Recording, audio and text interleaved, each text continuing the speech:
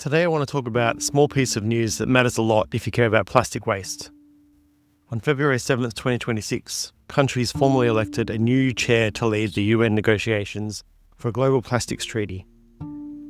Happened at a one-day meeting in Geneva called INC 5.3, the third part of the fifth session of the Intergovernmental Negotiating Committee on Plastic Pollution. If you're thinking a chair election sounds procedural, you're right. But chairs shape what gets discussed, how disagreements are managed, how drafts are moved forward, and whether trust holds when the room is split. So let's step back and answer four simple questions. 1. What is this treaty trying to do? 2. Why has it been deadlocked? 3. What could a strong treaty change in the real world? And 4. What does this chair change actually signal? So first, what is the treaty? In March 2022, UN member states agreed to develop an international legally binding instrument on plastic pollution, including in the marine environment. The mandate is often described as full life cycle, meaning it's not only about cleaning up waste, but also about what happens upstream, how plastics are designed, produced, used, collected, and managed. That full life cycle phrase matters because it defines the battlefield. If the treaty is only about waste management, you focus downstream. Bins, collection, sorting, disposal, and cleanup. If the treaty is truly full life cycle, it can also address upstream drivers. What kind of plastics are produced, which additives are allowed, how products are designed, and whether some uses should be reduced or phased out. Second, why has it been deadlocked? Because ending plastic pollution sounds like everyone agrees, until you ask what the policy tools are. There are three major points of friction that keep coming up in coverage of these negotiations. The first is production. A lot of countries and civil society groups argue that plastic pollution can't be solved if global production keeps rising, because even with better recycling and collection, the system can't responsibly capture everything. They want the treaty to include measures that reduce or cap the production of virgin plastic, or at least set global targets that drive production down. Other countries, especially those with large petrochemical and plastics industries, argue the treaty should focus on pollution, not plastic itself. Their position is usually framed as, you can produce plastic and still prevent pollution. They resist language that looks like a production cap or a mandatory reduction. That's not a technical disagreement, it's a fundamental disagreement about what the problem is. Is the problem mainly a waste management gap? Or is the problem that we're producing too much single-use plastic for any downstream system to handle safely? The second point of friction is chemicals. Plastics aren't one material. They're a huge family of polymers and additives, and some additives raise serious health and environmental concerns. Many advocates want the treaty to control or phase out hazardous chemicals and problematic products at the global level, so that plastics become safer and easier to manage. Others resist strong chemical controls, or argue that chemicals regulation belongs in other forms, and that pushing it into the plastics treaty expands the scope. The third point of friction is money and responsibility.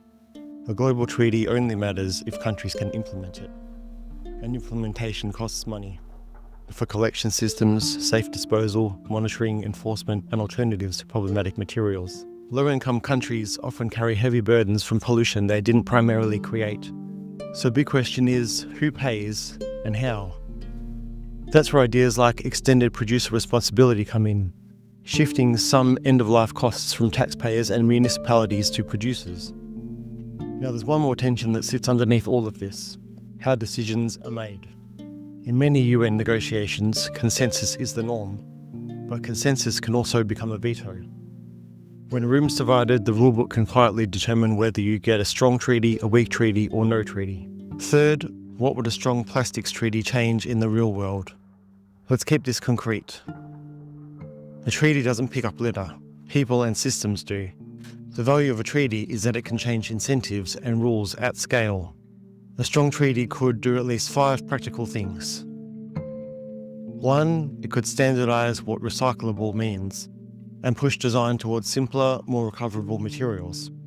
Right now, packaging can be technically recyclable in a lab and still be practically unrecyclable in the real world. Global design standards can narrow that gap. 2, it could require transparency. Consistent reporting on what is produced, what is imported and exported, and what happens to waste.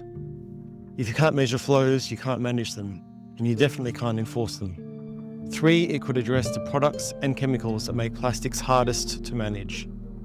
That includes things that contaminate recycling streams and additives that raise environmental or health risks.